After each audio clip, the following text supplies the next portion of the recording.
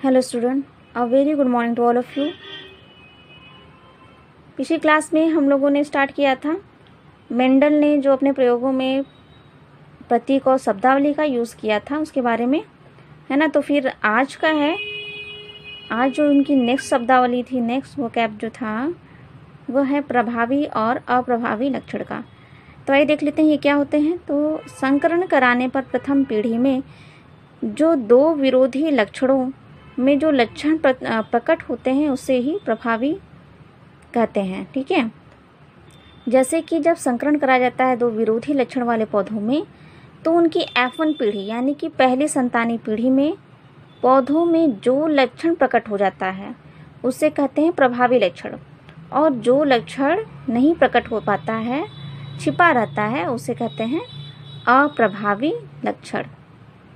ठीक है, जैसे कि शुद्ध लंबे तथा शुद्ध बौने पौधों में जब संकरण कराया गया तो F1 पीढ़ी में लंबे पौधे ही प्राप्त हुए, तो यहाँ पे लंबापन क्या हुआ, प्रभावी लक्षण, जबकि बौनापन अप्रभावी लक्षण हुआ। ठीक है, देखिए शुद्ध बौने और शुद्ध पौधों में संकरण कराया गया था, है ना।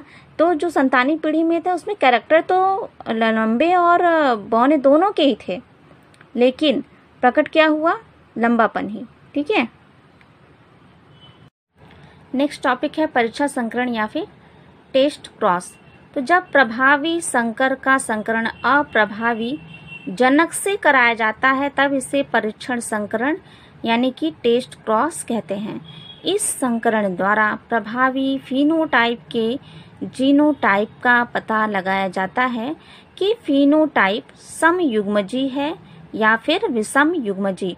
समयुग्मजी और विषम युग्मजी के बारे में मैंने पिछली क्लास में आप लोगों को समझाया है ना। तो आप लोग समझ रहे होंगे कि समयुग्मजी और विषम युग्मजी क्या है।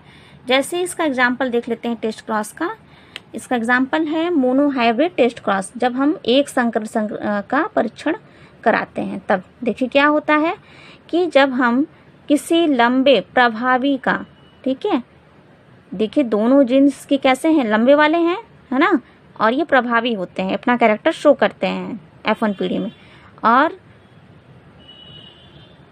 जब एक अप्रभावी बौने कैरेक्टर वाले पौधे जब कराते हैं तो पहली पीढ़ी में हमें सभी पौधे कैसे प्राप्त होते हैं, लंबे, ऑल टॉल प्लांट्स हमें प्राप्त होते हैं, लेकिन वे कैसे होते हैं, संकर होते हैं। संकर क्यों होते हैं, क्योंकि इसमें बौने वाले भी लक्षण हैं, बौने कैरेक्टर वाले लक्षण हैं और लंबे कैरेक्टर वाले भी जीन्स शामिल हैं। ठीक है, तो जब इस संकर का, ठीक है, यहाँ देखिए प्रभावी संकर का संकरण अप्रभावी जनक से कराया जाता है। ये जो है लंबापन ही शो किया, लेकिन है कैसा, संकर है, तो इसका हमने क्रॉस कराया अप्रभावी जनक से। अप्रभावी जनक कौन है, ये बौना कैरेक्टर वाला। ठीक है, तो यहाँ हमने करा दिया। अब देखिए जब यहाँ हम क्रॉस करा रहे हैं तो हमें क्या मिल रहा है, एक कैपिटल टी, एक स्मॉल टी। ठीक है, कैपिटल टी स्मॉल टी, यानी कि ये हमें क्या प्राप्त हुआ, संकर लंबा पौधा प्राप्त हुआ। फिर यहाँ देखिए small T small T small T small T, यहाँ कैसे प्राप्त हुआ, शुद्ध बौना पौधा प्राप्त हुआ। तो हम ये निष्कर्ष निकालते हैं कि F2 पीढ़ी में कैसा पौधा प्राप्त हो रहा है, संकर लंबे 50% पौधे कैसे हैं, संकर लंबे हैं, और 50% प्योर ड्वार्फ पौधे प्राप्त हो रहे हैं। ठीक है, यानी कि जितने भी संतानें प्राप्त होंगी उसमें से आधे जो हैं, आधी संतानें जो हैं 50%, यानी कि आधी संतानें लंबी तो होंगी लेकिन वो हाइब्रिड होंगी, यानी कि उसमें लंबेपन वाला और बौनेपन वाला दोनों कैरेक्टर्स में होगा। और आधी संतानें कैसी प्राप्त होंगी, वो बौनी होंगी लेकिन प्योर होंगी, शुद्ध रूप से बौनी होंगी, यानी कि दोनों जो जीन्स हैं उसके वो ड्वार्फ ही होंगे, ड्वार्फ कैरेक्टर वाले जीन्स ही होंगे। देखिए ये टेस्ट क्रॉस का दूसरा एग्जाम्पल है। अभी हमने देखा मोनोहाइब्रिड टेस्ट क्रॉस का एग्जाम्पल, है ना। दूसरा है डाई हाइब्रिड टेस्ट क्रॉस। इसमें क्या होता है, डाई हाइब्रिड में हमने देखा है, डाई हाइब्रिड में दो कैरेक्टर लेते हैं। ठीक है, जैसे यहाँ पे देखा येलो और राउंड, है ना, येलो और राउंड, मटर के दाने के दो कैरेक्टर, एक तो गोल ऊपर, एक गोल है और एक येलो है।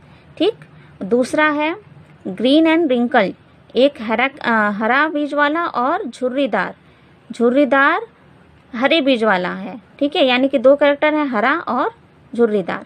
यानी कि हमने मटर के दाने का रंग और उसके आकार को लिया है डाई हाइब्रिड क्रॉस में। तो देखिए इसके जीन्स में येलो में होता है कैपिटल आर और कैपिटल वाई। इसी तरीके से ग्रीन और रिंकल्ड में स्मॉल आर स्मॉल वाई। तो इसमें से हम कैपिटल आर और स्मॉल वाई को हम ले लेते हैं और इसमें से हम जीन्स लेते हैं स्मॉल आर और स्मॉल वाई को। जब इन दोनों के बीच में संकरण कराया गया तो हमें प्राप्त हो रहा है capital R capital Y small Y. यानी कि ये शो कर रहा है किसका, येलो राउंड ही शो करेगा, है ना। प्रभावी कैरेक्टर क्या है, येलो राउंड है। ये डोमिनेंट कैरेक्टर है, प्रभावी कैरेक्टर है ना। तो प्रभावी कैरेक्टर येलो और राउंड वाला है, तो हम बीज जो है वो कैसा होगा, संकर होगा लेकिन प्रभावी होगा, है ना। येलो और राउंड होगा। तो संकर प्रभावी का हम क्रॉस करा रहे हैं, संकरण करा रहे हैं अप्रभावी जनक से।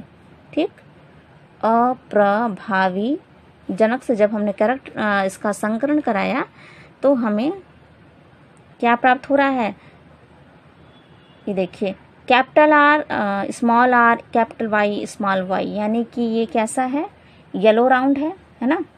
ये क्या है, येलो राउंड है। इसको हम वाई आर से शो कर दे रहे हैं। फिर देखिए इसमें एक कैपिटल आर है, फिर स्मॉल आर है, कैपिटल आर है, फिर स्मॉल आर है। यानी कि कैपिटल आर को किससे शो किया गया है, राउंड से। तो यानी कि ये राउंड और वाई यानी कि ग्रीन। ठीक है, स्मॉल वाई है ना, तो इसलिए हमने यहाँ पे ग्रीन लिखा। ठीक, ये कैरेक्टर है स्मॉल आर और स्मॉल कैपिटल वाई और स्मॉल वाई वाला। तो स्मॉल वाई को हम किसे शो करते हैं, रिंकल से, लेकिन कैपिटल वाई को शो करते हैं येलो से, है ना। तो हमें लेकिन ये देखिए ये दोनों कैरेक्टर हैं स्मॉल आर हैं। स्मॉल आर को किससे शो करते हैं, ग्रीन से। तो हमें ये मिला ग्रीन,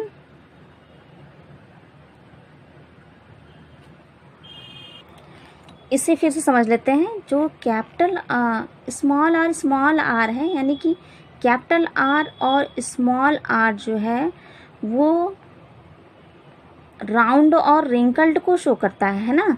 तो स्मॉल आर है यानी कि ये क्या है, रिंकल्ड है ना, रिंकल्ड है दूसरे पेन से। हाँ,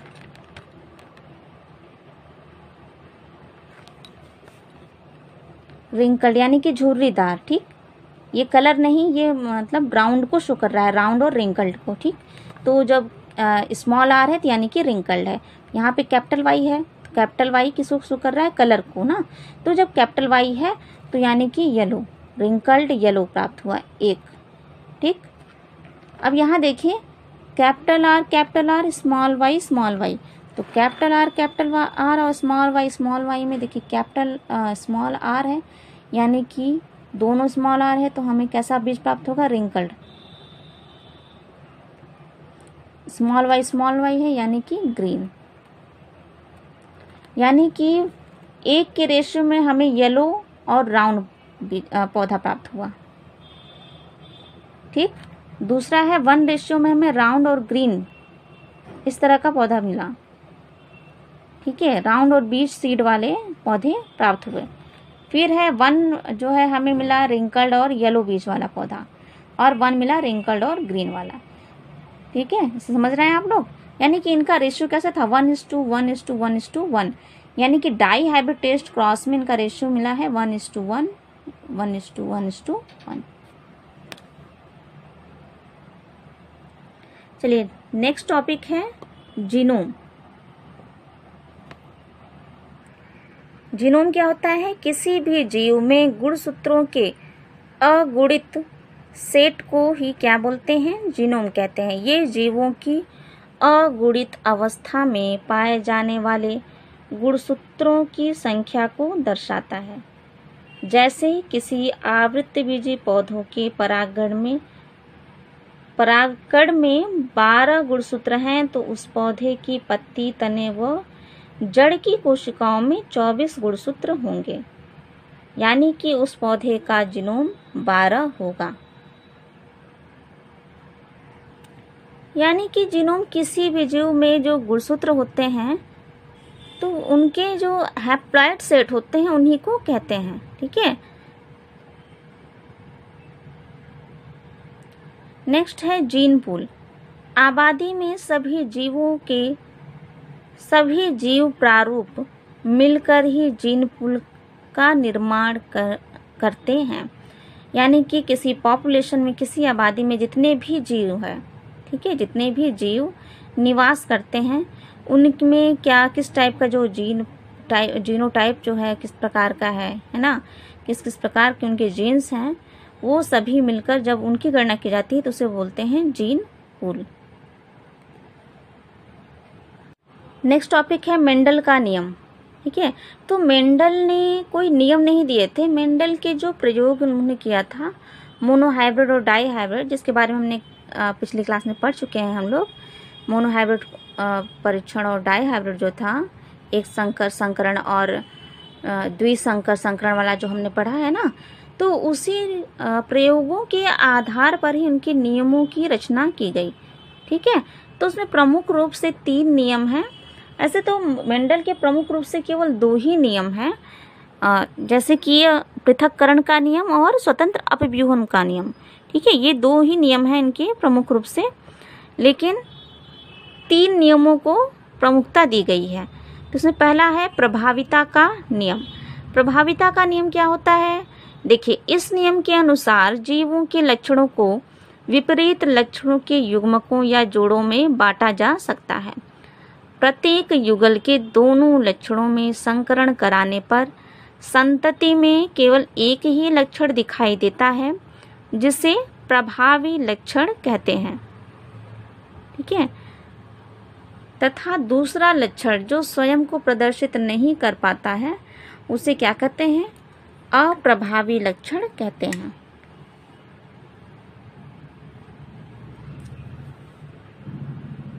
जिसे प्रभावी लक्षण कहते हैं, इसे सही कर लीजिए, कहते हैं होगा।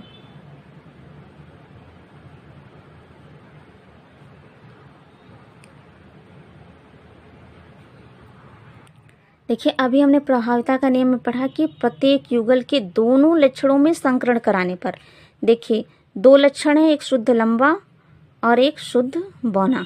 ठीक है, 2 लक्षणों में संकरण कराने पर संतति में, देखिए जब संकरण हमने कराया है तो ये F1 पीढ़ी है ना।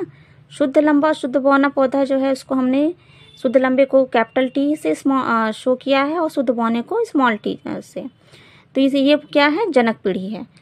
तो जब इसमें आपस में संकरण कराया गया तो F1 पीढ़ी यानी कि संतति पीढ़ी में क्या प्राप्त हुआ था? सभी लंबे पौधे प्राप्त हुए थे, है ना।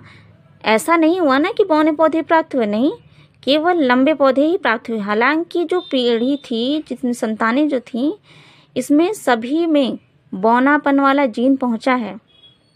ठीक है, जीन्स जो हैं सभी पौधों में हैं, लेकिन शो क्या हुआ? केवल लंबापन। ठीक है, जो लंबाई का कैरेक्टर था वही शो हुआ पहली पीढ़ी में, तो इसे कहा गया प्रभावी लक्षण। जो शो हुआ, जो दिखा पहली पीढ़ी में, उसे कहा गया प्रभावी, और जो छुप गया यानी कि बौनापन छुप गया तो उसे कहा गया अप्रभावी लक्षण। दूसरा नियम है पृथक्करण का नियम या फिर युग्मकों की शुद्धता का नियम। तो ये क्या है? एक सदस्य में उपस्थित एक लक्षण के 2 कारक कभी भी मिश्रित नहीं होते हैं। ठीक है, बल्कि युग्मक निर्माण के समय एक दूसरे से अलग बने रहते हैं। किसी सदस्य में जो एक लक्षण के जो 2 कारक होते हैं वो कभी भी मिश्रित नहीं होंगे, मिलेंगे नहीं, बल्कि गैमीट निर्माण के समय में भी एक दूसरे से अलग बने रहते हैं। जब परस्पर विरोधी शुद्ध आनुवांशिक लक्षणों वाले पौधों के बीच संकरण कराया जाता है तो F1 पीढ़ी में केवल प्रभावी लक्षण ही प्रकट होते हैं, जबकि दूसरी पीढ़ी में इन लक्षणों का एक निश्चित अनुपात में पृथक्करण हो जाता है। देखिए, इसी फिगर के माध्यम से हम समझ लेते हैं। यहाँ देखिए, जब हमने 2 कैरेक्टर लिए थे, है ना, एक ही कैरेक्टर के दो विपर्यासी लक्षण लिए हैं हमने। कैरेक्टर क्या है? लंबाई का है, ठीक है। लक्षण क्या है? लंबा और बौना, ठीक है। तो जब इनके बीच में संकरण कराया गया तो पहली पीढ़ी में क्या हुआ? केवल प्रभावी लक्षण शो हुआ, प्रभावी लक्षण शो हुआ, गैमीट का निर्माण हुआ, लेकिन दोनों कैरेक्टर उपस्थित हैं।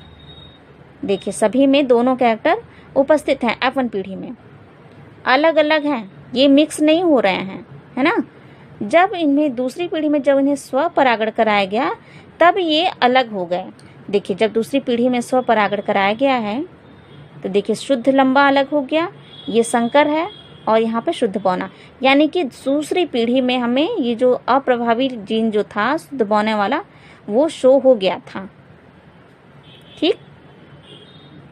तो इसके द्वारा हम समझ जाते हैं कि युग्मकों की शुद्धता का नियम जो है इसके द्वारा हम समझ सकते हैं।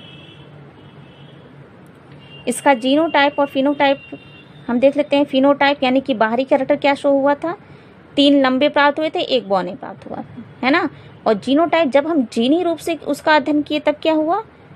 इनका अनुपात जो है 1:2:1 के अनुपात प्राप्त हुआ। 1 शुद्ध लंबा, 2 संकर लंबे और 1 शुद्ध बौना प्राप्त हुआ था F2 में, दूसरी पीढ़ी में। इस पीढ़ी की बात की जा रही है कि पहली पीढ़ी में तो युग्मक क्या होते हैं? जो बौने युग्मकों में दोनों कैरेक्टर होते हैं, दोनों लक्षण छिपे रहते हैं, कभी वह मिलते नहीं हैं, है ना।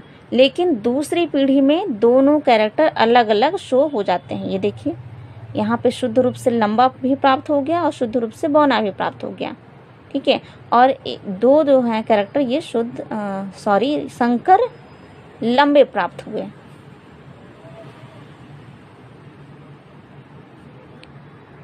चलिए नेक्स्ट नियम है स्वतंत्र अपव्यूहन का नियम। स्वतंत्र अपव्यूहन के नियम को ये बोलते हैं डाई हाइब्रिड क्रॉस, यानी कि जो द्विसंकर संकरण हमने पढ़ा था बिल्कुल सेम वही चीज है स्वतंत्र अपव्यूहन के नियम में भी, कि जब 2 जोड़ी विपर्यासी लक्षणों वाले पौधों के बीच संकरण कराया जाता है तो इन लक्षणों का पृथक्करण स्वतंत्र रूप से होता है, अर्थात एक लक्षण की वंशागति दूसरे को प्रभावित नहीं करती।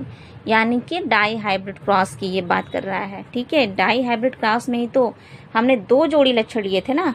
एक लिया था मटर के बीज का आकार गोला और झुर्रीदार, और दूसरा हमने लिया था रंग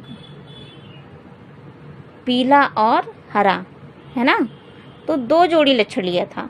तो जब उनके बीच संकरण कराया गया तो इनका पृथक्करण यानी कि वो सब यानी कि दोनों जो 2 जोड़ी लक्षण थे वो सभी अपना अलग अलग कैरेक्टर ही शो किए थे और एक दूसरे को प्रभावित नहीं कर रहे थे। देखिए जब हमने डाई हाइब्रिड क्रॉस के बारे में पढ़ा था तो इस फिगर को देखा था, है ना, कि जो पीला गोल जो था उसका जब संकर कराया गया हरे झुर्रीदार के साथ, है ना, जब उन्हें पर परागण कराया गया था तो क्या प्राप्त हुआ था? पीला गुड़ संकर पौधा प्राप्त हुआ था, पीला गुड़ वाला। फिर उसमें स्वपरागण कराया गया था F2 पीढ़ी में, है ना। तो हमें रेशियो प्राप्त हुआ था कौन सा? 9:3:3:1 वाला, है ना। यानी कि पीले गोल जो है 9 प्राप्त हुए थे, पीले झुर्रीदार 3 और हरे गोल जो हैं वो भी 3 प्राप्त हुए थे। इसके अलावा हरा झुर्रीदार जो है वो 1 प्राप्त हुआ था।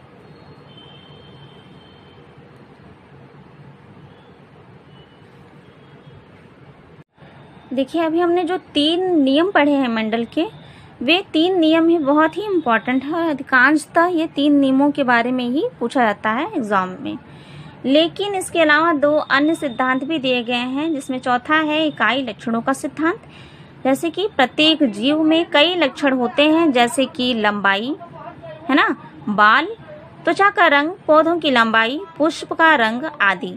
तो प्रत्येक लक्षण जो है एक इकाई की तरह ही कार्य करता है। यानी किसी भी जीव का जो लंबापन है, उनके बालों की जो स्ट्रेंथ है, मतलब लंबाई हुई या बालों का आकार हुआ, किसी के सीधे होते हैं, किसी के घुंघराले बाल होते हैं, है ना। त्वचा का रंग, ठीक है, त्वचा का रंग कोई बहुत ही ज़्यादा फेयर होता है और किसी का डार्क कॉम्प्लेक्स होता है।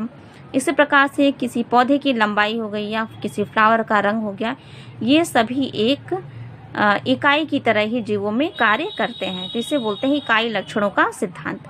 नेक्स्ट है युग्मित कारकों का सिद्धांत, यानी कि principle of the pair factor. तो इसमें क्या है, प्रत्येक लक्षण जो है वो दो इकाई कारकों द्वारा प्रदर्शित किया जाता है, जिसे ही क्या बोलते हैं, युग्म विकल्पी या फिर एलिस कहते हैं। जैसे कि कैपिटल टी है और स्मॉल टी वाला है, हाँ, तो कैपिटल टी और स्मॉल टी जब रहेगा तो उसे बोलते हैं होमोजाइगस कैरेक्टर, और जब स्मॉल टी है तो उसे कैपिटल टी और स्मॉल टी जब दोनों एक साथ रहेगा तो उसे हम बोलेंगे हेट्रोजाइगस है। ओके, चलिए नेक्स्ट हेडिंग है मेंडलिज्म का महत्व, इंपॉर्टेंस ऑफ द मेंडलिज्म, यानी कि मेंडल के नियमों के द्वारा, मेंडल के प्रयोगों के द्वारा आधुनिक जीवन में इनका क्या महत्व है, कि इससे क्या लाभ उठाया जा सकता है। तो मेंडलिज्म में क्या कर सकते हैं कि मेंडल ने देखा था हमने कि 7 विपर्यासी लक्षणों का अध्ययन किया था, है ना, और प्रत्येक लक्षण केवल एक ही जीन के द्वारा नियंत्रित था। ठीक है, तो ये तो हमने पढ़ाई है। तो इसमें हम क्या कर सकते हैं कि देखिए मेंडलिज्म का क्या महत्व है कि मेंडल के प्रयोग के आधार पर पौधों में पाए जाने वाले दूषित लक्षणों को हटाकर अच्छे लक्षणों को उनके स्थान पर लाया जा सकता है। ठीक है, यानी कि एक संकर पौधे का निर्माण किया जा सकता है। ठीक है, जैसे आज के ज़माने में हम कई प्रकार के हाइब्रिड पौधों का नाम सुने होंगे ना, कि ये हाइब्रिड बीज है ना। तो हाइब्रिड बीज क्या होता है, यानी कि उसमें दो अलग अलग पौधों के अच्छे गुणों को मिलाकर वो बीज जो है बनाया गया है ना। तो इस प्रकार से हम एक नए अच्छे गुणों वाले पौधे का निर्माण कर सकते हैं। इसके अलावा क्या है, देखिए आज के ज़माने में जनसंख्या बहुत तेज़ी से बढ़ रही है, तो जनसंख्या तेज़ी से बढ़ रही है तो सबको ग्रो करने के, सबको वृद्धि और विकास करने के लिए भोजन की आवश्यकता होगी, है ना। तो इतनी मात्रा में अनाज का उत्पादन कैसे हो सकता है, तो उसमें क्या किया जाए कि ऐसे पौधों का चुनाव किया जा सकता है जो अच्छी उपज दें। ठीक है, जिनको उपजाने से या उगाने से अनाज जो है बहुत बड़ी मात्रा में प्राप्त हो सके।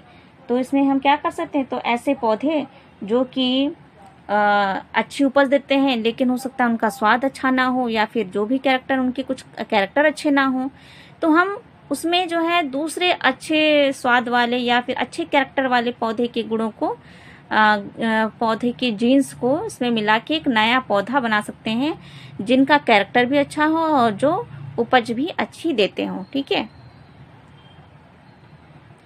तो आज के ज़माने में तो ऐसे धान के, गेहूं के, है ना, और कई फसलों के ऐसे बहुत से हाइब्रिड फसलें जो हैं, हाइब्रिड बीज जो हैं वो मार्केट में अवेलेबल हैं, जिनको उपजाने पर बहुत ही बड़ी मात्रा में, बहुत ही अधिक संख्या में अनाज का उत्पादन किया जा सकता है।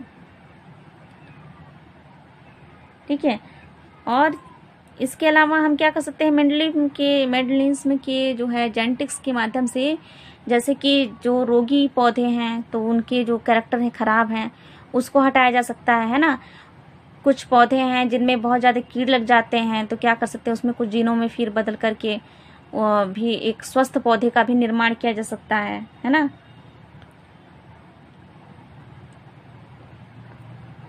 तो इस प्रकार से मेंडल के नियमों का वर्तमान समय में बहुत ही अधिक महत्व है ना। अब देखिए इसका अध्ययन जो है, यानी कि जो हमने अभी पौधों के बारे में बात की कि पौधे के जीन में फेरबदल करके एक नए अच्छे पौधे का उत्पादन करना, तो इसका अध्ययन जो है कहाँ किया जाता है, तो ये प्लांट ब्रीडिंग में किया जाता है। ठीक है, एक विज्ञान की शाखा है, जैसे कि हम बॉटनी और जूलॉजी अलग अलग ब्रांच पढ़ाई करते हैं, है ना। तो एक विज्ञान की एक शाखा जिसे बोलते हैं पादप प्रजनन।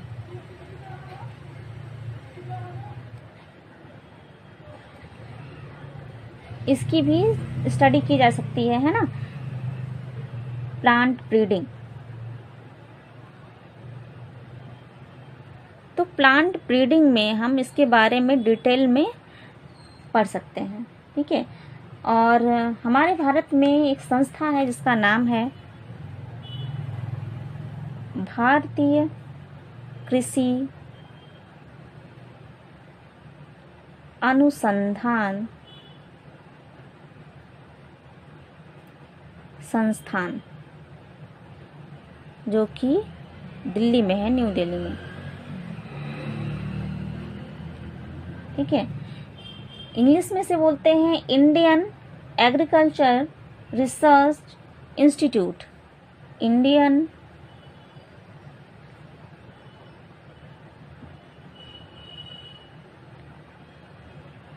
एग्रीकल्चर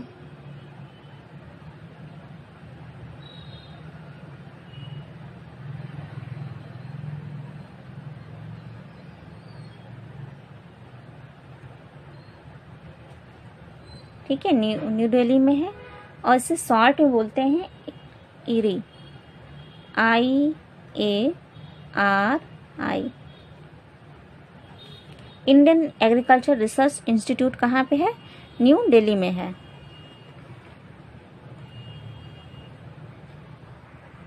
देखिए, जो कृषि अनुसंधान संस्थान है, इनका यही कार्य ही है कि ये जो है पौधों की जातियों में सुधार करना, ठीक है, और नई जीव जातियों के विकास में अपना योगदान देना। चलिए नेक्स्ट है मेंडलीय अनुपात से विचलन, यानी कि डेविएशन फ्रॉम मेंडलिज्म। यानी कि मेंडल के अनुपात से मेंडल के प्रयोगों द्वारा और कौन कौन से प्रयोग किए गए हैं उसके बारे में हम इसमें पढ़ सकते हैं। देखिए, इसमें पहला है जीन अन्योन्यकरण। जीन अन्योन्यकरण क्या है? जब दो से अधिक जीन एक ही लक्षण को नियंत्रित करते हैं तो इस दशा को क्या बोलते हैं? जीन अन्योन्यकरण, यानी कि जीन इंटरेक्शन कहते हैं। और जीन इंटरेक्शन जो है, इसकी खोज की थी 2 साइंटिस्ट, इनका नाम है बेटसन व पुन्नेट ने। ठीक है, जीन इंटरेक्शन को 2 भागों में विभाजित किया गया है। पहला है आंतरजीनिक अन्योन्यकरण और दूसरा है अंतरजीनिक अन्योन्यकरण। ठीक है, आंतरजीनिक अन्योन्यकरण के अंतर्गत हम पढ़ते हैं अपूर्ण प्रभाविता, सप्रभाविता और बहुकारक के बारे में। और अंतरजीनिक अन्योन्यकरण में हम पढ़ेंगे पूरक जीन, समपूरक जीन, पॉलीजीन, प्रबलता, प्लियोट्रॉपी तथा घातक जीन के बारे में। देखिए, आंतरजीनिक अन्योन्यकरण यानी कि इंटरजेनिक इंटरेक्शन क्या है? कि जब एक जीन के विभिन्न एलिल्स के बीच की पारस्परिक प्रक्रिया से प्रभावित होने वाले लक्षणों की आनुवांशिकी को ही क्या बोलते हैं? आंतरजीनिक अन्योन्यकरण। एक जीन के विभिन्न एलिल्स के बीच की पारस्परिक प्रक्रिया से प्रभावित होने वाले लक्षणों की आनुवांशिकी को आंतरजीनिक अन्योन्यकरण कहते हैं। इसके अंतर्गत हम क्या पढ़ेंगे? अपूर्ण प्रभाविता, सप्रभाविता और बहुकारक के बारे में। ठीक, इसी प्रकार से जो अंतरजीनिक अन्योन्यकरण है, इसके अंतर्गत हम विभिन्न जीन जोड़ियों के बीच पारस्परिक प्रक्रिया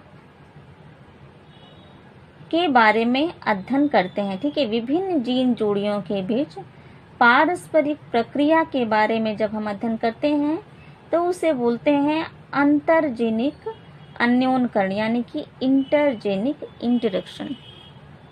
जो आंतरजेनिक था, इसमें हमने एक ही जीन के बारे में पढ़ा था, और अंतरजेनिक में विभिन्न जीन के बारे में, विभिन्न जीन जोड़ियों के बारे में जब हम अध्ययन करते हैं तब। ठीक है, तो आज के लिए इतना ही रहने देते हैं। इसके बारे में डिटेल में हम नेक्स्ट क्लास में पढ़ेंगे। Okay, thank you.